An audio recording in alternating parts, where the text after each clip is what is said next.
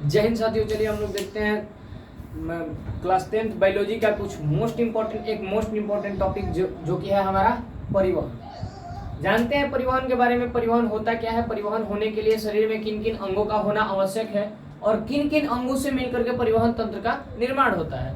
तो चलिए, मनुष्य तथा सभी बड़े जीवों में वैसे जीव जो जिनको हम अपने खुली आंखों से देख सकते हैं उनमें परिवहन को यानी कि बाबू परिवहन की प्रक्रिया को पूर्ण करने के लिए एक तंत्र पाया जाता है जिसे परिवहन तंत्र कहते हैं। ठीक है, पूर्णतः परिवहन तंत्र में कुछ अंग भाग लेते हैं जिनमें मुख्य रूप से बाबू आपका भाग लेता है हृदय,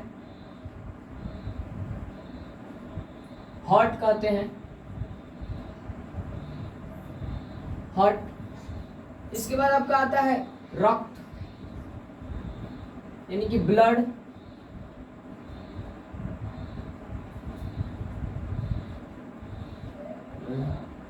और इसके बाद आपका हो जाता है रक्त वाहिनी।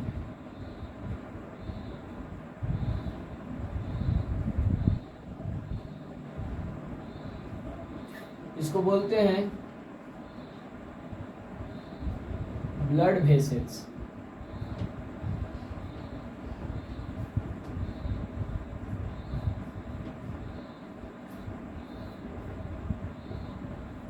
ब्लड वेसल्स मुख्यतः इन तीन अंगों से मिलकर के हमारा परिवहन तंत्र विकसित होता है। तो चलिए जानते हैं परिवहन पहले कहते हैं किसे हैं। तो बॉडी में किसी भी बहुकोशिकीय जीवों के शरीर में उपस्थित सभी तरल पदार्थों का एक स्थान से दूसरे स्थान तक ले जाने की प्रक्रिया परिवहन कहलाती है।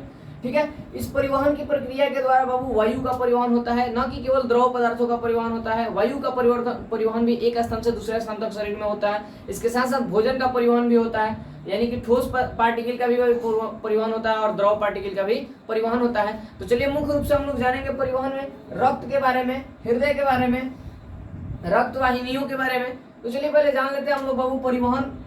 मुख्यतः परिवहन दो प्रकार का पाया जाता है।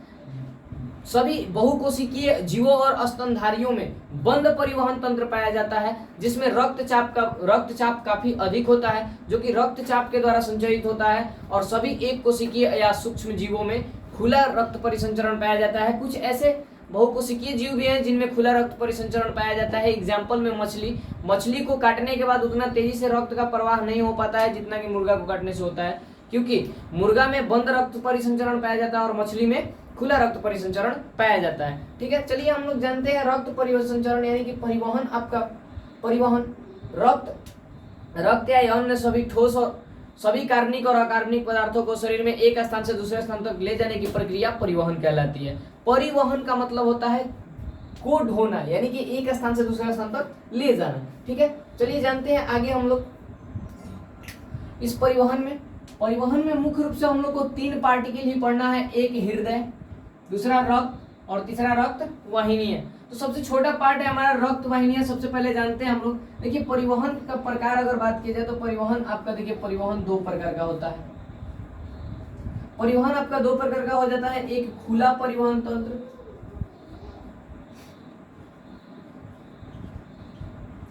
खुला परिवहन तंत्र, और दूसरा आपका हो जाता है बंद परिवहन तंत्र।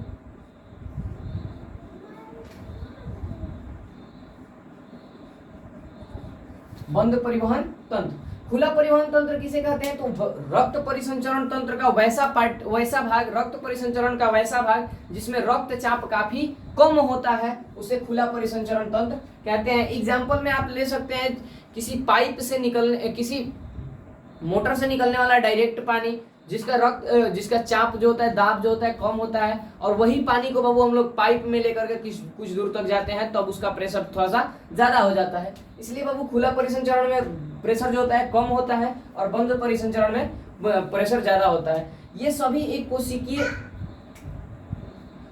कोशिकीय और मैमिलिया वर्ग के जंतुओं में पाया जाता है। ये स्तनधारियों में पाया जाता है। किसमें? स्तनधारियों में। सभी स्तनधारियों में बंद परिसंचरण तंत्र पाया जाता है। सभी स्तनधारियों में परिसंचरण का जो तंत्र पाया जाता है वो क्लोज परिसंचरण तंत्र पाया जाता है। ठीक है, चलिए हम लोग जानते हैं परिसंचरण तंत्र में मुख्य रूप से हमारा भाग लेता है क्या क्या। तो पहला आपका भाग लेता है रक्त वाहिनी है। रक्त वाहिनियां। चलिए सबसे पहले रक्त वाहिनियां कहते किसे हैं? तो रक्त वाहिनियां कहते किसे हैं? तो हमारे बॉडी में उपस्थित सभी वेसल्स, सभी वेन्स, आर्टरी, नस, आप जो भी बोल सकते हो, जितने भी वेसल्स हैं जहां से बाबू ब्लड का एक स्थान से दूसरे स्थान तक सर्कुलेशन होता है उसे रक्त वाहिनियां कहते हैं। ठीक है, जहां से रक्त जिस माध्यम से एक स्थान से दूसरे स्थान तक पहुंचता है उसे रक्त वाहिनियां कहते हैं। ठीक है, इसके साथ ही बाबू रक्त वाहिनियों का जो प्रकार होता है, दो प्रकार का होता है। एक होता है आपका धमनी, और दूसरा आपका हो जाता है शिरा। धमनी किसे कहते हैं और शिरा किसे कहते हैं? तो देखिए बाबू, रक्त परिसंचरण दो प्रकार का होता है। एक रक्त, पहले जान लीजिए आप लोग, रक्त दो प्रकार का होता है, एक शुद्ध रक्त होता है और एक अशुद्ध रक्त होता है। अब आप हमसे पूछिएगा कि रक्त शुद्ध और अशुद्ध कैसे होता है? तो जब वैसे रक्त जिनमें पर्याप्त मात्रा में ऑक्सीजन उपस्थित होते हैं, जिन्हें ऑक्सीजनित रक्त कहा जाता है, वो रक्त को शुद्ध रक्त की संज्ञा दी गई है। और वैसे रक्त जिनमें ऑक्सीजन की मात्रा कम और कार्बन डाइऑक्साइड की मात्रा अधिकता होती है, जिसे उसे विऑक्सीजनित रक्त कहा जाता है, तब वैसे रक्त को अशुद्ध रक्त की संज्ञा दी गई है। ठीक है, तो धमनी से हमेशा शुद्ध रक्त का परिवहन होता है और शिरा से हमेशा अशुद्ध रक्त का परिवहन होता है। इन दोनों का अपवाद होता है फुफ्फुस धमनी, जो धमनी होते हुए भी अशुद्ध रक्त का परिवहन करता है और यह रक्त को हृदय से फेफड़े में पहुंचाता है। अभी हृदय की क्रियाविधि में आपको बताएंगे। शिरा से हमेशा अशुद्ध रक्त का परिवहन होता है, लेकिन इसका अपवाद होता है फुफ्फुस शिरा, जो कि फेफड़े से रक्त को हृदय में भेजता है और वहां से शुद्ध रक्त का परिवहन होता है। ठीक है, तो अभी के लिए इतना स्क्रीनशॉट आप लोग ले लीजिए, बाकी आगे हम चलते हैं, जानते हैं। अभी रक्त वाहिनियों के बारे में हम लोग जान चुके हैं, अभी जानेंगे हम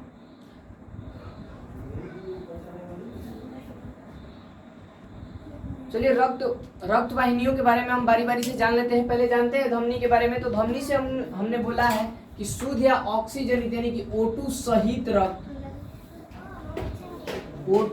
रक्त का परिवहन होता है। O2 सहित रक्त का परिवहन होता है।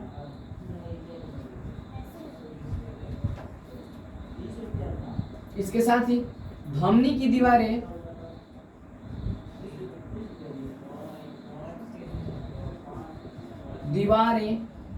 मोटी एवं लचीली होती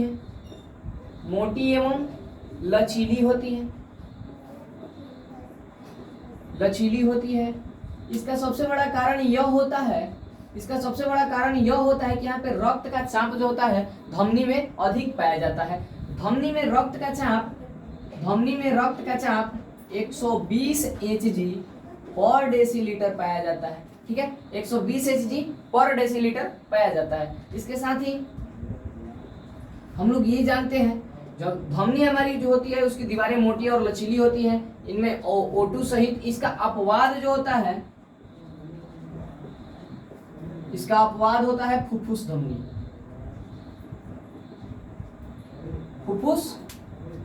धमनी।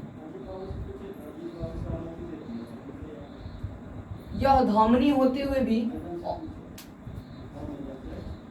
O2 रहित रक्त का परिवहन करता है। किसका? O2 रहित रक्त का परिवहन करता है।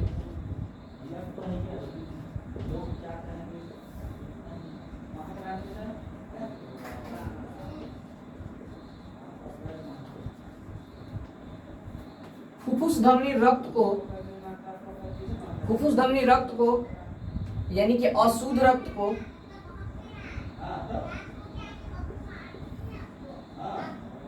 हृदय से फेफड़े में ले जाता है।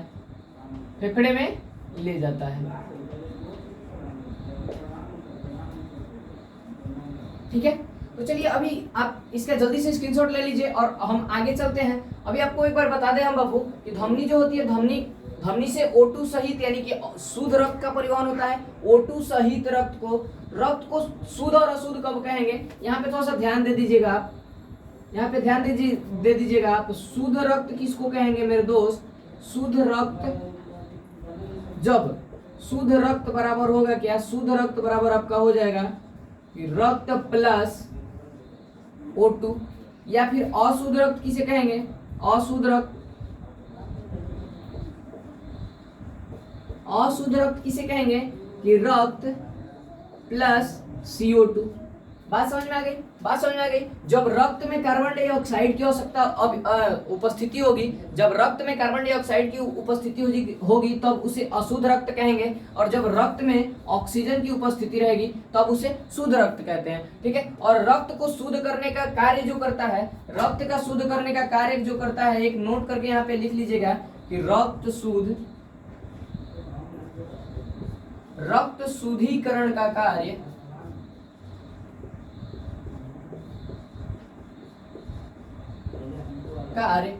फेफड़े के द्वारा संपन्न होता है। किसके द्वारा मेरे दोस्त, फेफड़े के द्वारा संपन्न होता है।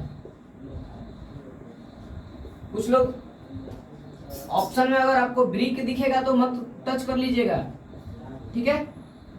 और ब्रिक का काम अभी बाबू रक्त का शुद्ध करना ही है, लेकिन रक्त शुद्ध कब होता है, जब उसमें ऑक्सीजन मिलाया जाता है। लेकिन ब्रिक का मुख्यतः काम, ये पार्ट हम उत्सर्जन में आपको बताएंगे, उत्सर्जन वाले पार्ट में ये चीज बताएंगे। ब्रिक का काम रक्त को छानना होता है। किसका होता है, रक्त को ब्रिक छानता है।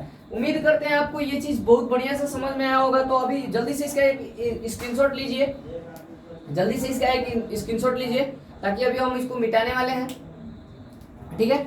चलिए अब हम जानते हैं, उम्मीद करते हैं आपको कॉन्सेप्ट समझ में आया होगा। और ज्यादा मोस्ट इंपोर्टेंट इस तरह के और ज्यादा बढ़िया कंटेंट के लिए आप देखते रहिए हमारा यूट्यूब चैनल मिशन वर्दी ऑफिशियल, ठीक है। अभी हम बात करने वाले हैं दूसरी रक्त वाहिनी का। जो दूसरा रक्त वाहिनी हमारा है, जो हमारा दूसरा रक्त वाहिनी है, जिसको हम सीरा के नाम से जानते हैं। किसके नाम से, सीरा के नाम से, ठीक है। सीरा होता क्या है, तो मुख्यतः जान लीजिए कि सीरा एक ऐसा रक्त वाहिनी है, हमारे शरीर में जितने भी सुई पानी, बॉडी में अगर किसी का तबीयत खराब हो जाता है, अगर बॉडी का ऊपरी जो रक्त है, ऊपरी जो रक्त वेसल्स है, यानी कि ऊपरी जो भेन दिखता है, जो यहाँ पे कुछ उम्मीद करते हैं आप लोगों को कैमरे में दिख रहा होगा या नहीं भी दिख रहा होगा, दिखाने की कोशिश करते हैं हम। चलिए हम आपको दिखाने की कोशिश करते हैं। यहाँ से देखिए जो ऊपर का जो भेन दिख रहा है आपको, उम्मीद कर रहे हैं अब आप लोग को दिख रहा होगा कुछ मोटा सा। यहाँ पे ये वाला जो पार्ट होता है, ये वाला जो पार्ट दिख रहा है आपको, ये हमारा सीरा है। ये वाला पार्ट हमारा सीरा है। कौन सा पार्ट है, सीरा वाला पार्ट है, ठीक है। उम्मीद करते हैं आप लोग को दिख चुका है काफी बढ़िया से।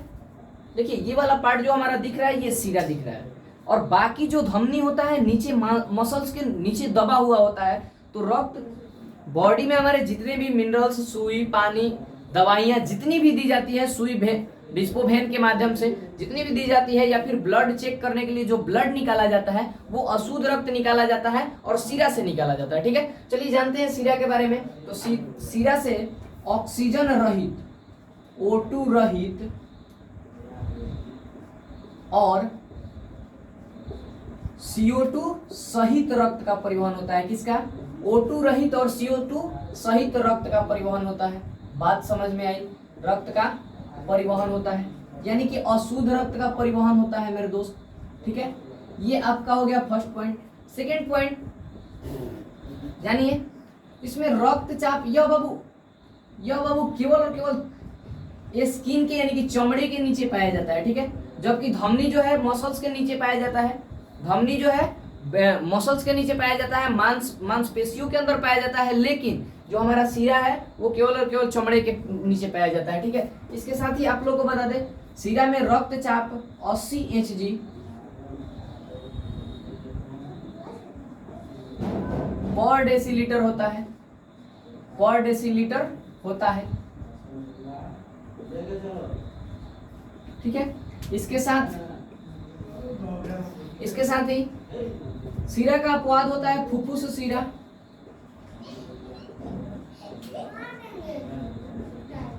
फुफ्फुस सीरा, जिससे O2 सहित रक्त का परिवहन होता है।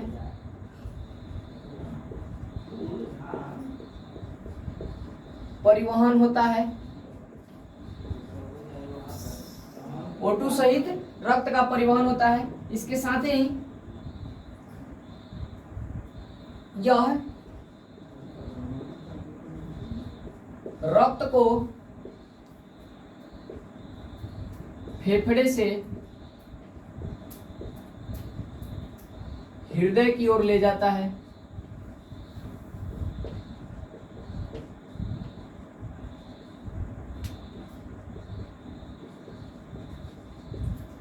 बात समझ में आ गई? तो जल्दी से इसका एक स्क्रीनशॉट आप लोग ले लीजिए। हम उम्मीद करते हैं आप लोग को ये कॉन्सेप्ट समझ में आया होगा। मिलते हैं नेक्स्ट वीडियो में और ज़्यादा मोस्ट इम्पोर्टेंट कॉन्सेप्ट के साथ। और इस तरह का और ज़्यादा मोस्ट इम्पोर्टेंट कंटेंट देखने के लिए आप देखते रहिए हमारा यूट्यूब चैनल मिशन वर्दी ऑफिशियल। अभी के लिए इतना ही। जय हिंद।